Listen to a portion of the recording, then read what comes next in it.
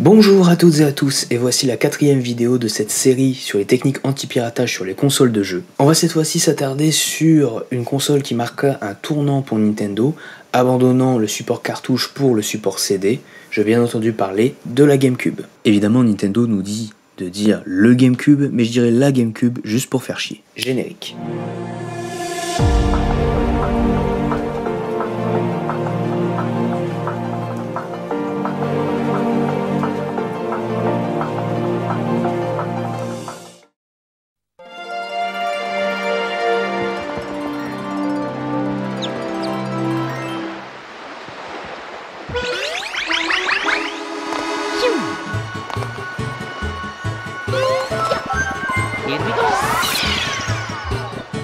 La GameCube est une console de 6ème génération créée par Nintendo et sortie en 2001. C'est la toute première console de la firme japonaise à utiliser le support optique. En effet, Nintendo était resté sur le support cartouche pour la Nintendo 64 de peur de subir de plein fouet un éventuel piratage des jeux, ce qui n'a pas manqué pour sa rivale, la PlayStation de Sony. Nom de code Dolphin, cette console utilise donc le code DOL pour tous ses périphériques. La console en elle-même étant DOL 001, l'alimentation DOL 002 et la manette DOL 003. La GameCube utilise un processeur IBM ayant pour nom de code Gecko, d'architecture PowerPC et cadencé à 485 MHz.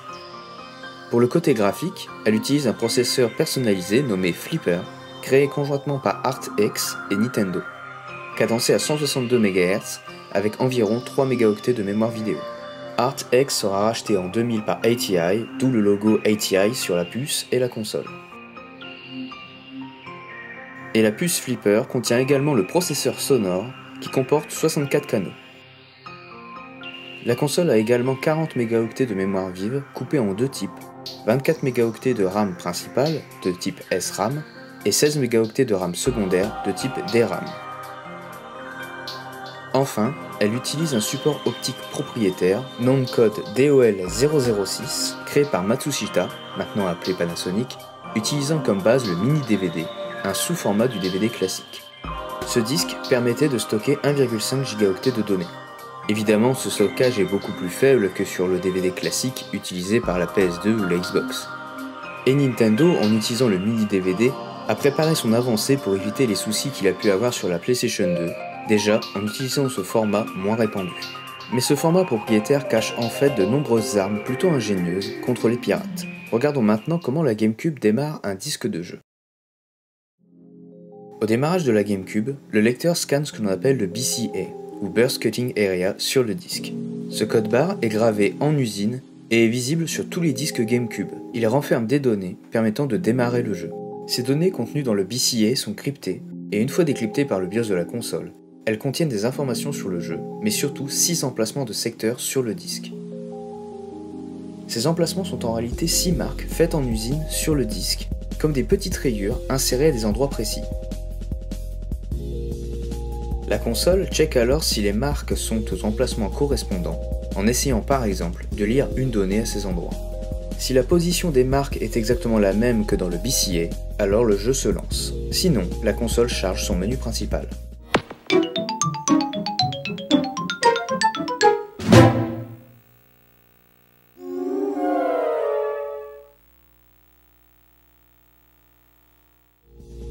Pourtant, malgré cette protection, la console a pu être exploitée pour lancer des logiciels, voire même des jeux non autorisés.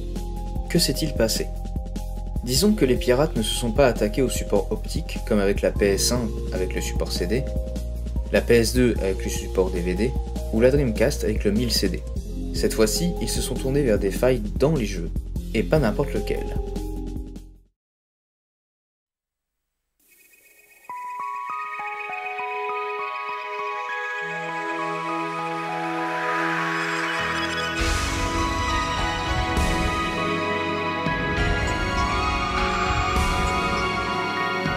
Phantasy Star Online, ou PSO, est un jeu en ligne créé à la base pour la Dreamcast, mais qui a été porté sur GameCube comme beaucoup d'autres jeux quand la Dreamcast a cessé d'être produite. Ce jeu a été acclamé par la critique aussi bien sur Dreamcast que sur GameCube. Mais ce n'est pas le jeu en lui-même qui nous intéresse. Voyez-vous, Phantasy Star Online pouvait être comme n'importe quel jeu multijoueur, mis à jour via les serveurs officiels de PSO. En effet, Phantasy Star Online était un des premiers jeux à utiliser l'adaptateur GameCube pour se connecter à Internet. Le jeu se connectait donc au serveur de PSO sur Internet pour se mettre à jour, et surtout pour mettre à jour son fichier exécutable. Les hackers ont découvert qu'il était possible, en changeant les réglages de connexion de PSO, de rediriger les connexions du jeu vers un PC sur le même réseau que la console.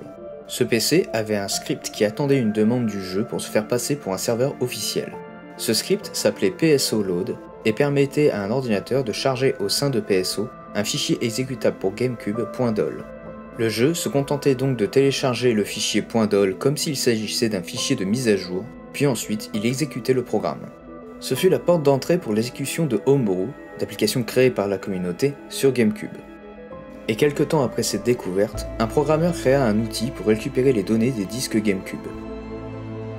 Car pour rappel, les disques GameCube sont au format propriétaire, et même si il est possible de mettre un mini DVD dans un lecteur classique, le disque sera illisible par l'ordinateur. Utiliser une GameCube pour récupérer les données du disque était donc indispensable. Pendant ce temps, alors que les hackers se plaisent avec la faille trouvée dans PSO, une entreprise du nom de Datel, très connue dans le monde des action replay, a fait de la rétro-ingénierie sur le format du disque GameCube. Ils ont sorti 2 disques. Le premier nommé Freeloader, qui est un disque qui permet de lire les jeux d'une autre région que celle de la console. Par exemple, lire des disques américains ou japonais sur une console européenne. Le second est bien sûr le disque Action Replay, permettant d'utiliser des codes de triche dans les jeux. Mais le plus important est que ces 2 disques ne sont pas sous licence de Nintendo, et donc ne contiennent pas de protection contre la copie. Si on regarde le disque d'un peu plus près, on remarque que Datel n'a pas pu répliquer le BCA, qui nécessite des outils particuliers, et que les 6 marques sont beaucoup plus grosses que sur un disque original. Comment la console arrive-t-elle alors à lire le disque? Datel a simplement placé sur les premiers secteurs du disque le résultat qu'attendait la GameCube dans le cas où le BCA est correctement lu et déchiffré. Car la console n'a aucune méthode pour savoir si les données qu'elle reçoit sont valides ou non.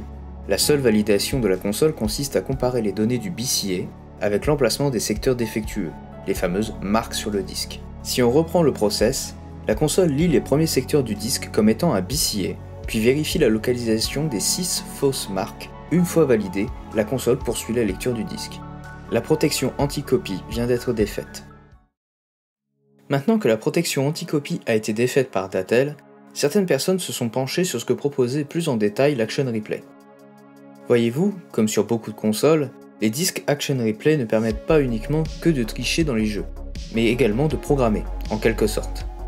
Grâce à un code Action Replay, qui modifie la mémoire de la console, il était possible de dire à la GameCube de chercher un fichier .dol dans les ports de carte mémoire. Et grâce à un adaptateur, il était possible de brancher une carte SD sur les ports de carte mémoire de la GameCube. Ce que vous voyez est le SD Media Launcher, un adaptateur vendu par la suite par Datel, qui accompagné du disque Action Replay, permet de lancer des fichiers .dol depuis l'interface du Action Replay. Ce qui permet entre autres de lancer des programmes comme Swiss, qui permet de lire des disques gravés, ou bien directement des jeux au format ISO sur une carte SD.